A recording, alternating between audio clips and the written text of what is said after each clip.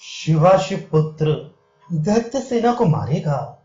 देवताओं का ब्रह्मा जी से ये वर पाना।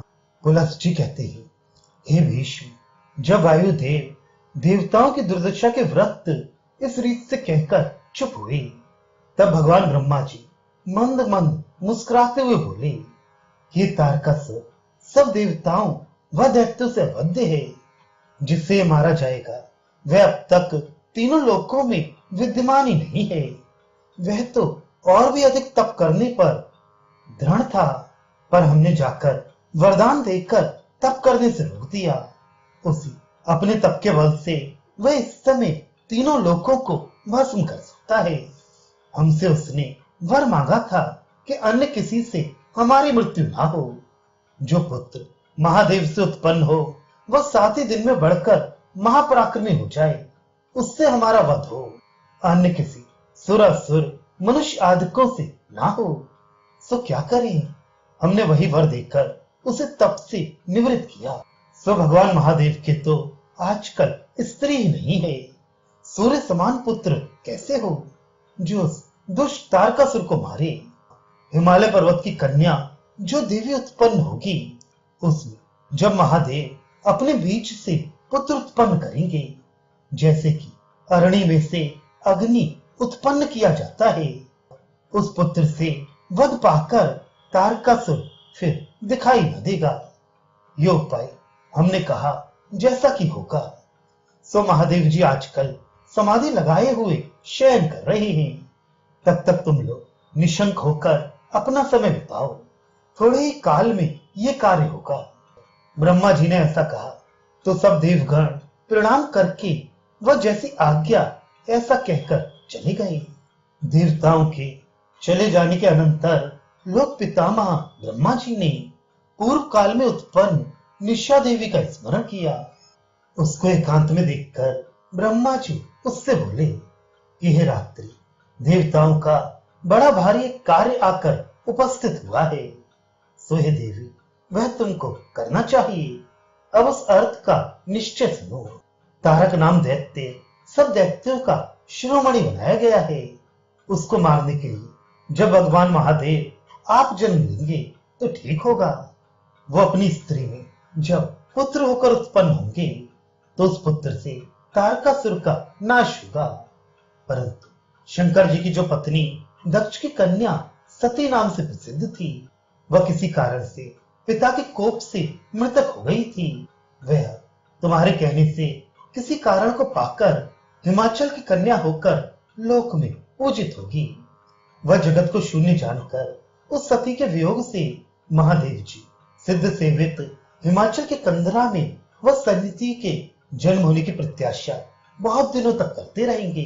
फिर जब सती पार्वती होगी, सुंदर तप करते हुए पार्वती वह शिव के योग से जो उसमें पुत्र होगा, वह तारकासुर को मारेगा। जैसे ही पार्वती जन्म लेंगी वैसे ही उसको शिव के संगम की इच्छा होगी। वह बहुत दिनों के विरह से उत्कंठित हर को जाकर प्राप्त होंगी। प्रथम वे दोनों बड़ा भारी तप करेंगे, उसके पीछे फिर संगम होगा। फिर उन दोनों में थोड़ा सा कलह हो जाएगा। तब तारकासुर को फिर संशय होगा, पार्वती के पुत्र होगा, वह हमको मारेगा। इसलिए जब महादेव व पार्वती का संयोग हो सुरता शक्ति कारण में, तो तुम उसमें कुछ विघ्न डाल देना, जिससे कुछ दिन वियोग रहे। उस विघ्न को करने का उपाय हमसे सुनो। उन पार्वती महादेव का सहयोग कुछ दिन तक हो चुके तो तुम अपना संज्ञा नाम रूप धारण करके वहां जाकर खड़ी होना।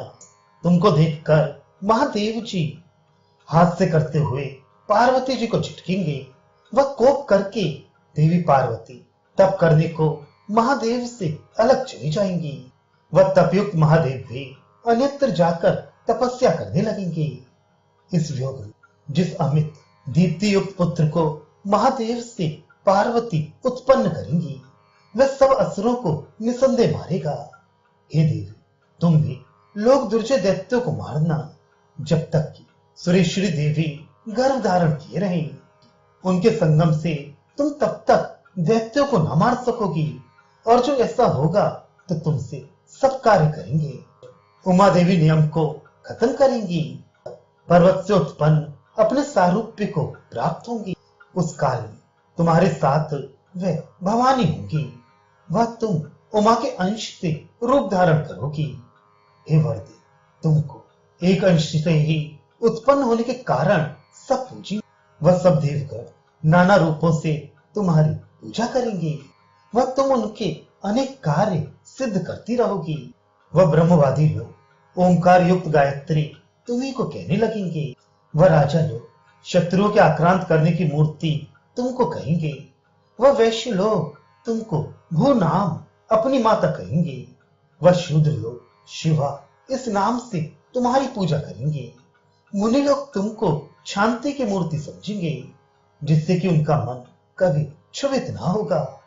वह नियम करने वाले लोगों की नीति तुम्हें होगी, वह अर्थों की परचित्ती नाम पालिका तुम होगी, वह सब प्राणियों के चरण आदि व्यापार करने की चेष्टा तुम्ही होगी, वह सब प्राणियों की मुक्ति तुम्ही होगी, वह सब देहियों की गति भी तुम्ही होगी, अनुरित चित्त वालों की रति व कीर्ति चाहने वालों की प्रीत तुम्ही होगी, वह सत्य बोलने वालों की कीर्ति तुम्ही होगी, वह दुष्ट कर्म करने वालों की शांति तुम्ही होगी, वह सब प्राणियों की भ्रांति तुम्ही होगी, वह यज्ञ करने वालों की गति भी तुम्ही होगी, समुद्रों की महावेला वह विलासियों की लीला प्यार से कंठ ग्रहण करने वालों की आनंद देनी, वह प्रिय करने वाली विवाहवरी रात्रि रूपणी तुम्ही होगी।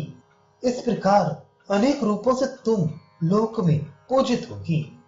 हे वर्दी, जो लोग तुम्हारी स्तुति करेंगे, वह जो पूजा करेंगे, वे निश्चय सब कामों को पाएंगे, इसमें संशय नहीं है।